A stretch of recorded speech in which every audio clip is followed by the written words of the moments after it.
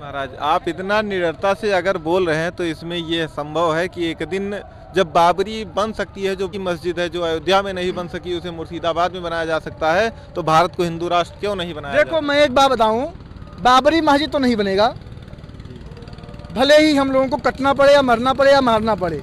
जैसे वहाँ उनकी मुस्लिम धर्म की थोड़ी सी हमें खूबसूरती बताइए, जो हमारे समाज के लोग उसमें जा रहे हैं, थोड़ा सा जानकर उन्हें भी रुकना चाहिए। मैं सीधे शब्दों में कहता हूँ, मुस्लिम धर्म में कोई खूबसूरती नहीं है, विकृत रूप है। वो अपने बड़े भाई के बेटी के साथ भी निकाह कर लेते हैं, अपने बहन के साथ भी निकाह कर लेते हैं, अपने चाची के साथ भी निकाह कर लेते हैं, अपने अम्मा के साथ भी निकाह कर लेते हैं। इनका कोई धर्म नहीं है, कोई मजहब नहीं है। ये विकृत रूप है, ये रोग है और इस रोग को समाप्त करने का प्रयास करना चाहिए।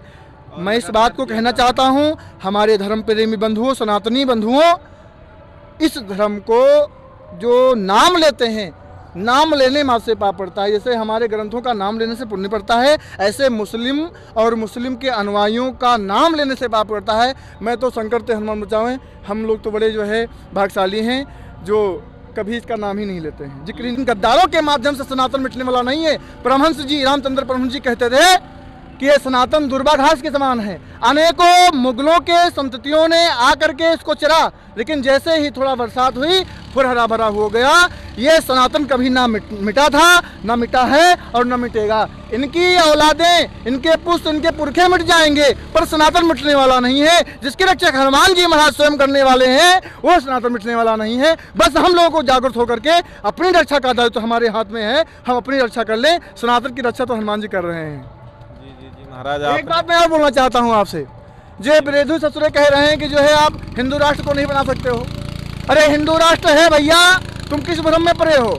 जय सिया राम। आज हम लोग अयोध्या की इस पावन धरती पर हैं। हमारे पीछे आप देख रहे हैं सरयू नदी बह रही है, जो कि ऐसा माना जाता है भगवान विष्णु के अश्व से इनका निर्माण हुआ था। तो आज यहीं पर हैं हम लोग और आज हम मिलेंगे अपने पूज्य संत जी से।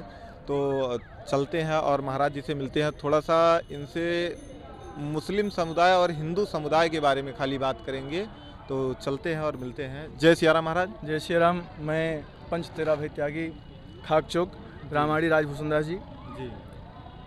एक प्रश्न आया सामने जी कि 200 वर्ष पहले इन लोगों का इतना वर्चस्व नहीं था और आज ये लोग इतना क्यों बरगला रहे हैं, इतना क्यों उत्सुक हो रहे हैं। तो मैं आपको एक बात कहना चाहता हूँ, कुत्ते को रोटी मिल जाए तो कुत्ता जो है क्या कर सकता है आप अंदाज़ा नहीं लगा सकते हैं। ऐसे ये लोग कुत्तों की तरह हैं। इन लोगों को स्वार्थ की रोटी मिलती रही है और ये लोग आपस में जो है इस प्रकार से अनावश्यक रूप से जो है अनेकों प्रकार के हरकंडे अपनाए हैं और अपना रहे हैं। हिंदुत्व क्या है, और हिंदुत्ववादियों की मैं बात कहूँ तो ये बड़े शांत होते हैं। जैसे सिंह जंगल में बड़ा जो है शांत माहौल में रहता है, जब शिकार करना होता है तभी आता है, शांत माहौल में रहता है।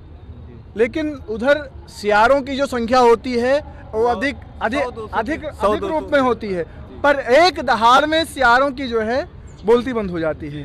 तो उस प्रकार से आपके हिंदू हैं, आप हैं, और आपको जो है पूरा अनुमान हो गया है कि मैं क्या कहना चाहता हूँ और क्या कह रहा हूँ।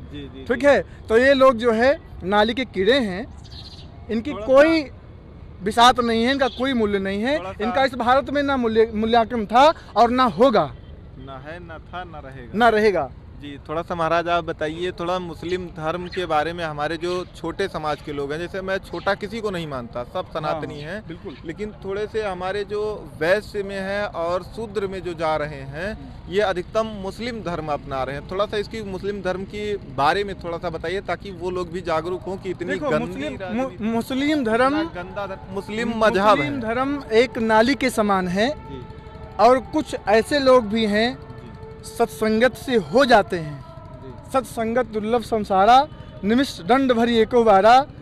तो ऐसे होते हैं, कुछ लोग अच्छे भी हो जाते हैं और कुछ कुसंग में पढ़ करके खराब भी हो जाते हैं। कुछ नहीं, करीब 90% लोग खराब भी हो जाते हैं। को न कुसंगत पाय नशाई, के कई जी को 2 क्षण का कुसंग मिला मंथरा का, और राम प्रेमी मतलब इतिहास के उन भक्तों में सर्वश्रेष्ठ भक्तों में कैकेयी जी का नाम आता है। और 2 क्षण के कुसंग में इस प्रकार से बुद्धि भ्रमित हुई कि राम जी को वनवास भेज देती हैं। तो ऐसे कुसंग पा करके हिंदुओं के लोग भी जो है उसके चारे में पड़ जाते हैं, उसके जो है आहार बन जाते हैं, तो बेचारे नाली में पड़ जाते हैं। ये लोग पुनः घर वापसी भी हो रही है अनेकों युवाओं के द्वारा, संत महंतों के द्वारा, बागेश्वर सरकार के द्वारा, और अनेक आसाराम बापू के तो इतिहास रच दिया जो है घर वापसी के संदर्भ को लेकर के। तो मैं तो उनको फंसाया भी तो गया था। ऐसा सुनने में आया कि 30-32 करोड़ रुपए देकर उनको फंसाया गया था। बिल्कुल। लेकिन अब सदैव महात्माओं को, संत पुरुषों को, राष्ट्र भक्तों को, राष्ट्र सेवकों को इस प्रकार से फंसाने का काम किया जा रहा है। करने वाले लोग जो है अपने संसाधनों को और अपने नियत को सदैव अग्रसर करके रखेंगे। जो भी राष्ट्र के लिए बोलेगा, राष्ट्र के लिए जिएगा, राष्ट्र के लिए मरेगा, उसके लिए ये लोग दुश्मन का काम करते हैं, विरोध का काम करेंगे। सुंदर शब्द में, एक शब्द में दुश्मन का काम करते हैं।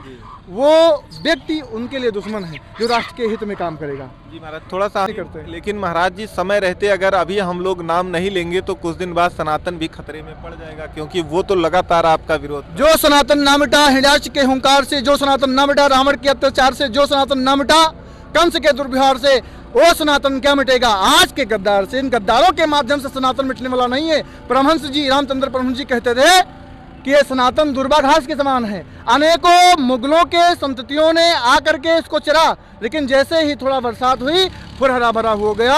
ये सनातन कभी ना मिटा था, ना मिटा है और ना मिटेगा। इनकी औलादें, इनके पुष्ट, इनके पुरखे मिट जाएंगे, पर सनातन मिटने वाला नहीं है। जिसके रक्षक हनुमान जी महाराज स्वयं करने वाले हैं, वो सनातन मिटने वाला नहीं है। बस हम लोगों को जागरूक होकर के अपनी रक्षा का दायित्व तो हमारे हाथ में है, हम अपनी रक्षा कर लें। सनातन की रक्षा तो हनुमान जी कर रहे हैं।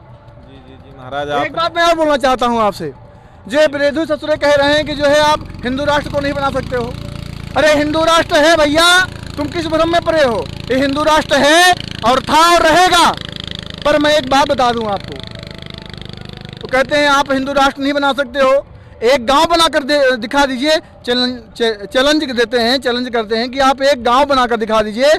तो मैं आपको बता रहा हूं आपके माध्यम से, इस न्यूज़ के माध्यम से, आपके माध्यम से, कि बहुत कम दिनों में हिंदू गांव के रूप में मैं अपने भाइयों को लेकर के, संतों को लेकर के हिंदू गांव को देना चाहता हूं भारत राष्ट्र के रूप में। भारत राष्ट्र को समर्पित करना चाहता हूं, करूंगा, और जिसको जो करना है वो कर ले। मैं राजभूषण दास रामायणी, अयोध्या जी, खारचोर, पंतेरा भय त्यागी। जी महाराज, आप इतना निडरता से अगर बोल रहे हैं तो इसमें ये संभव है कि एक दिन जब बाबरी बन सकती है, अयोध्या में नहीं बन सकी, उसे मुर्शिदाबाद में बनाया जा सकता है, तो भारत को हिंदू राष्ट्र क्यों नहीं बनाया? देखो, मैं एक बात बताऊं, बाबरी मस्जिद तो नहीं बनेगा, भले ही हम लोगों को कटना पड़े या मरना पड़े या मारना पड़े। दूसरी बात, आप धारा 370, धारा 370 कल्पनीय था। राम, अयोध्या का राम मंदिर, विश्वनाथ मंदिर, ये सब जो है एक स्वप्न के रूप में था, जो आज साकार हो गया है। तो क्या हिंदू राष्ट्र साकार नहीं हो सकता है?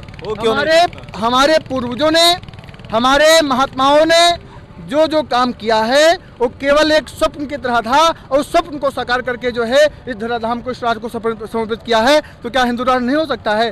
तुम अपने शब्दों को अपने पास में रखो, तुम्हारे शब्दों से कोई प्रभाव पड़ने वाला नहीं है।